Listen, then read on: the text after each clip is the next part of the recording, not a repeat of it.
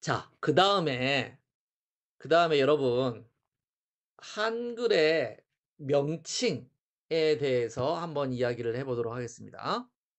우리가 영어를 배울 때는 제일 먼저 배우는 게, 그래서 A, B, C, D, E, F, G 이런 식으로 글자의 이름을 배우는 걸로 그 언어를 이제 배우는 그 첫 단계를 시작하는데, 여러분들이 이거를 그냥 뭐 그 또는 가 뭐 이런 식으로 현재 알고 있을 거예요. 즉 여러분들이 아직 글자의 이름을 현재 모르는 상태입니다.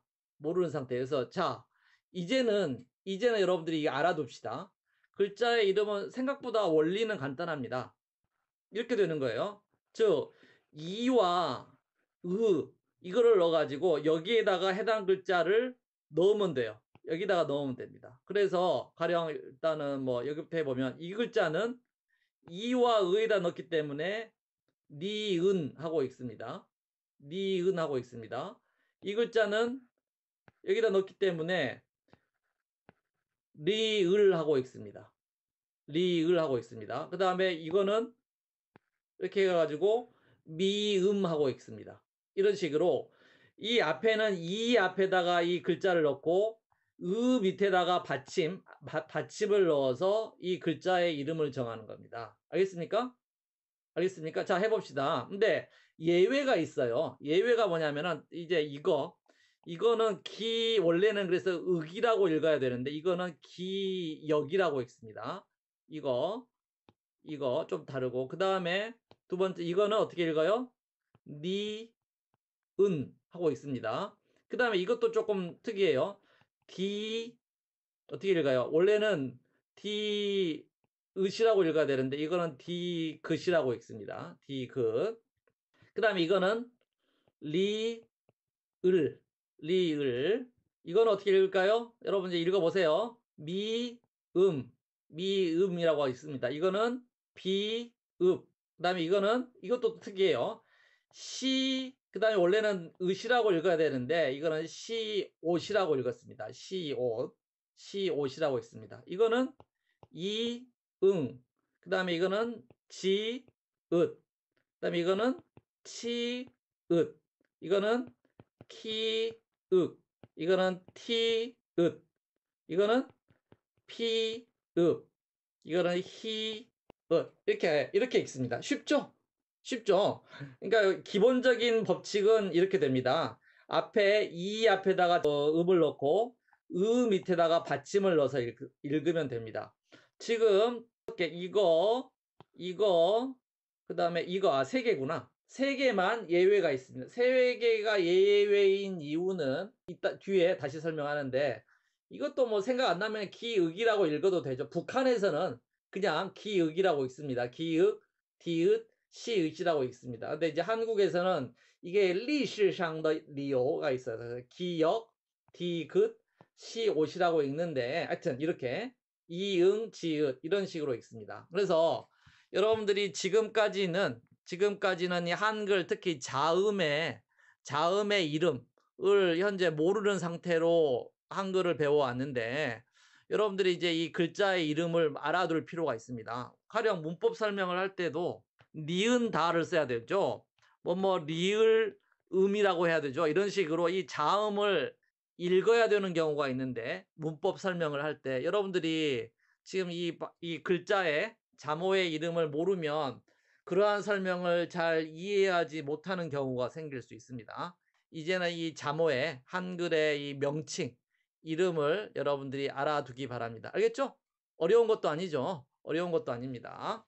먼저 이야기를 먼저 합시다. 자모의 이제 명칭을 알아봤고, 자모의 순서, 여러분들 이 순서가 방금 이 순서대로 여러분들 이 순서도 알아둘 필요가 있습니다. 기역, 니은, 디귿, 리을, 미음, 비읍, 시옷, 이응, 지읒, 치읒, 키읔, 키읔, 피읔, 히읗.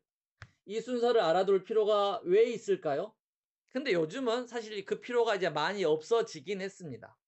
여러분들이 이 자모의 순서를 알아야 하는 이유는 바로 여러분들이 사전을 찾을 때, 여러분들이 사전을 찾으려면 이 자모의 순서를 알아야 되는 거죠. 지금은 여러분들이 전자사전을 사용하고 있기 때문에 여러분들이 그 순서를 알아야 될 필요가 이제는 좀 중요하지 않아졌습니다. 근데 여러분들이 종이 사전을 쓸 때는 영어 사전도 A, B, C, D, E, F, G, H, I, J, K 이 순서를 알아야 여러분들이 사전을 빨리 찾을 수가 있죠. 그런 것처럼 여러분들이 이제 종이 사전을 사용하던 시절에는 여러분들이 이 순서를 알아야 무슨 모르는 단어를 만나게 되면 사전을 찾을 수가 있게 됐던 겁니다. 근데 이제는 여러분들이 그 순서를 몰라도 오히려 여러분들이 이 자판, 타이핑할 수 있는 자판을 외우는 게 이 이제 자모의 순서를 외우는 것보다 더 중요해졌다라고 할 수 있겠죠. 자판에 그 글자가 어디 있는 줄 알아야 여러분들이 전자사전을 통해서 여러분들이 이제 사전을 찾을 수 있으니까 이제 자모의 순서보다는 자판을 외우는 게 요즘은 더 중요해졌습니다. 자, 봅시다. 그래서 이 한글 자모의 이름과 순서는 대개 언제쯤 정해졌느냐? 방금 그 이름과 이 순서는 세종대왕이 한글을 만들 때는 그 순서가 아니었습니다. 그 순서가 아니다가 그 세종이 1443년, 6년 이때부터 약 100년이 지난 1527년 이때쯤에 최세진이라고 하는 사람이 훈몽자회라고 하는 책을 만들었습니다. 그래서 이 훈몽자회는 뭐야? 이 몽이 뭘까요? 여기는 이제 이게 어린이를 말합니다. 어린아이들에게 글자를 가르쳐서 할 수 있게 만드는 책이라는 겁니다. 즉, 이거는 뭐냐? 어린아이들에게 한자를 가르치는 그 교과서였어요. 교과서였는데, 이제 이 100년이 지난 이때쯤만 돼도 이미 한자를 공부하려면은 먼저 한글을 공부하고 이 한글을 가지고 이렇게 써놓고 이것은 하늘, 천 이런 식으로 이제 공부를 하는 교육 방식이 완전히 정착이 되었습니다. 그래서 여러분들이 유치원에서 중국어를 이제 배울 때 먼저 피닝을 배우고 그 다음에 한자를 배우는 것처럼 이 한반도 당시 조선의 어린아이들은 한글을 먼저 공부하고 그 다음에 이제 한자를 공부를 했던 거죠. 그래서 먼저 한글을 공부하는데 이제 이런 식으로 소개를 했습니다. 그래서 그때 이런 식의 이제 이름을 붙였습니다. 그래서 이렇게 쭉 한자를 가지고 음을 소개를 했는데, 근데 이제 아까 기역, 디귿, 그다음에 시옷 이게 이름이 특별했던 것은 기읍을 써야 되는데 이 읍에 해당하는 한자가 이 발음이 없어요. 그래서 할 수 없이 이 글자를 썼습니다. 그래서 이제 기역이라고 했던 거예요. 기읍이라고 하지 않고 기역이라고 했었습니다. 마찬가지로 이 디귿을 소개하는데 이 으시라고 하는 한자가 없어.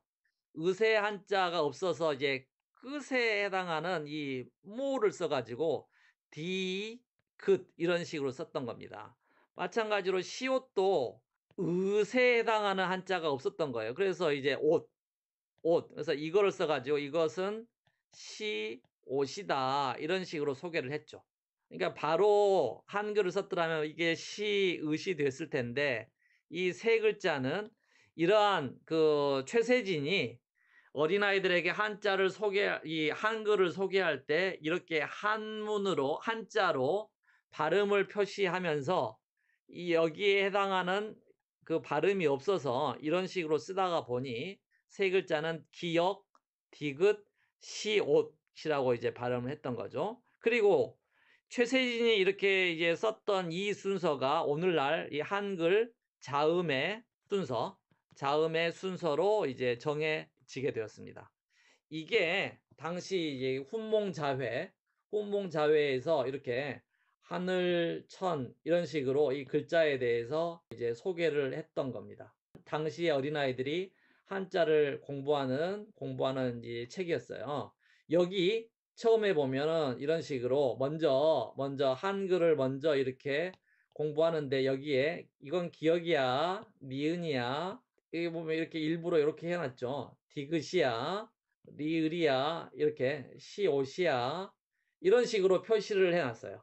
그래서 여기서 이 훈몽자회라고 하는 이 책에서 이 한글의 이름과 이 한글의 순서가 이제 확정이 됐다기보다 여기서 처음 보여준 이 순서가 오늘날 오늘날 한글의 이제 기본적인 순서가 되었던 겁니다. 알겠죠?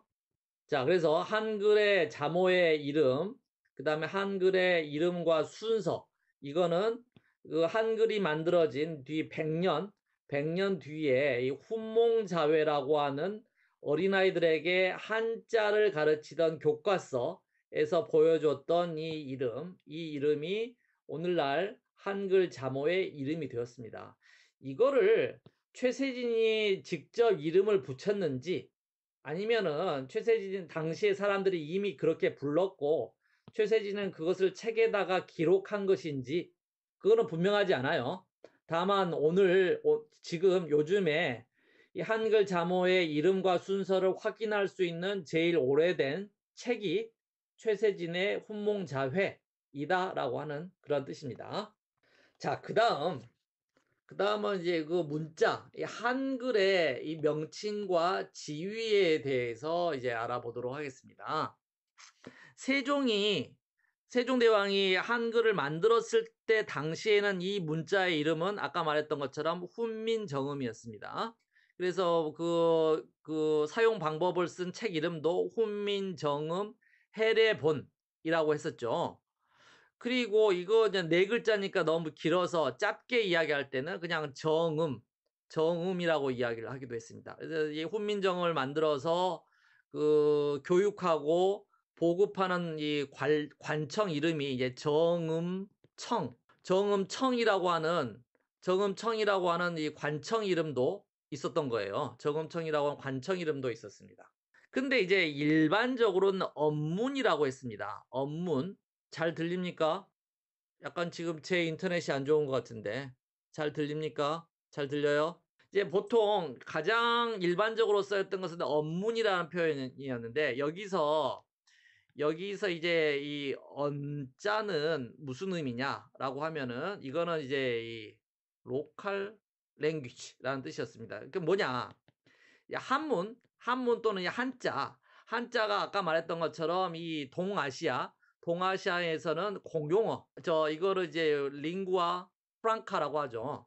공용어였던 거예요. 이 한문은 중국에서나 아니면은 당시에 한국 조선에서나 아니면은 이 월남에서나 일본에서나 공부를 한 지식인이라면 다 이 한문을 가지고 썼던 거죠. 그러니까 이거는 지역과 나라를 넘어서 뭔가 공부를 한 사람들은 그냥 다 같이 쓰는 공용어로서 이제 한문을 썼기 때문에 이거를 이제 이 당시 조선에서도 지식인들, 공부를 한 사람들은 다 이걸 썼죠. 그리고 이제 이 언문은 이거는 이제 이 당시 한반도 조선에서만 사용하는 로컬 랭귀지, 그러니까 지역어이다. 지역 문자이다라고 하는 뜻에서 이제 이 한글을 일반적으로는 언문이라고 했습니다. 그래서 이제 뭔가 한문으로 적혀져 있는 책을 한글로 번역을 하게 되면 보통은 그 이름이 무슨 언해 이런 식으로 언해라고 하는 글자가 뒤에 붙었어요. 아까 삼강행실도 언해 이런 것도 있었고요.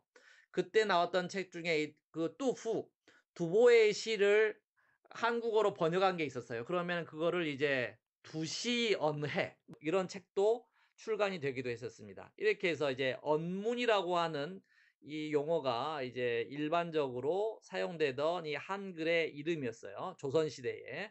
그 다음에 이제 아까 봤던 훈몽자회에서는 이거를 한자를 공부할 때 쓰는 일종의 발음기호로 사용을 했었으니까 당시에는 이제 그 발음기호를 반절이라고 했었거든요. 아까 동을 뭐 이런 식으로 표기하는 방식을 이제 반절이라고 했는데 한글을 가지고 발음기호로 사용을 하기도 했었기 때문에 훈몽자회에서는 한글을 반절이라고 부르기도 했습니다.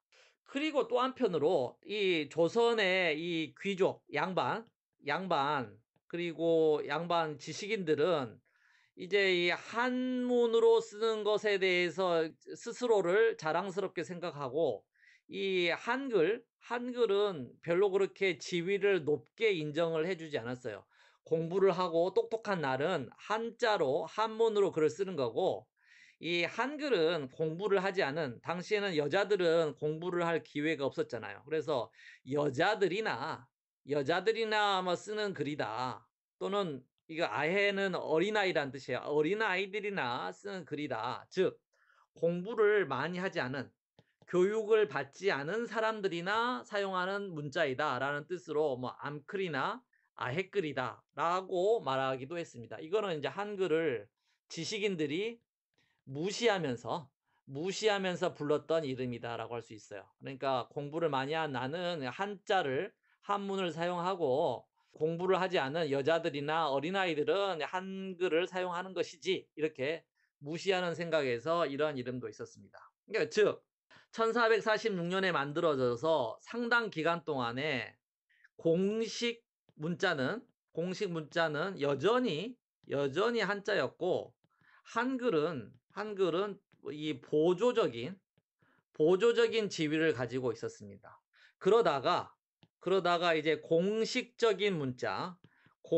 문자로 한글이 지위가 올라가게 된 것은 1894년 당시 갑오년인데 그때 이제 조선 왕조의 개혁이 있게 되죠.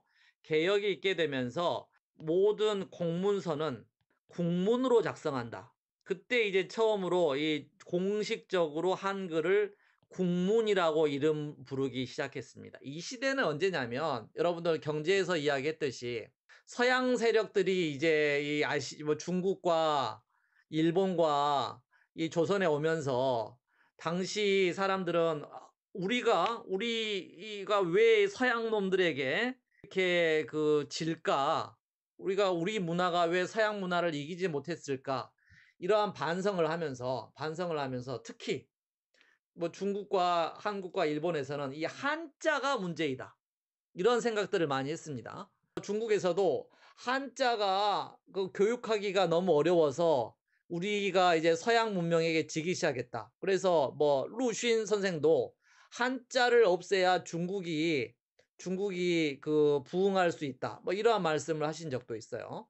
일본에서도 한자를 쓰지 말고 서양 언어를 쓰자. 뭐 이러한 이제 주장을 하는 사람들이 있었습니다. 마찬가지로 한국 땅에서도 뭔가 우리 언어로 우리 말을 표기하는 이 한글의 지위가 좀 더 올라가게 된 것은 즉 서양 문화가 이제 아시아에 침략을 시작하면서 이 언어적으로 한자를 그렇게까지 중요하게 생각하지 않으면서 각자 자기 언어에 대한 인식이 높아진 거죠. 그래서 중국에서도 이 시기 때부터 이제 바이화 운동, 우리가 입으로 말하는 것을 글자로 쓰자. 그 전까지는 중국에서도 글로 쓰는 것과 입으로 말하는 것의 차이가 굉장히 컸잖아요.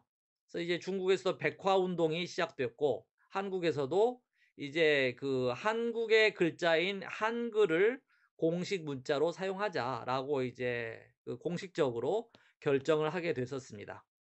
그리고 한글이라고 하는 이름은 이제 이 20세기에 들어와서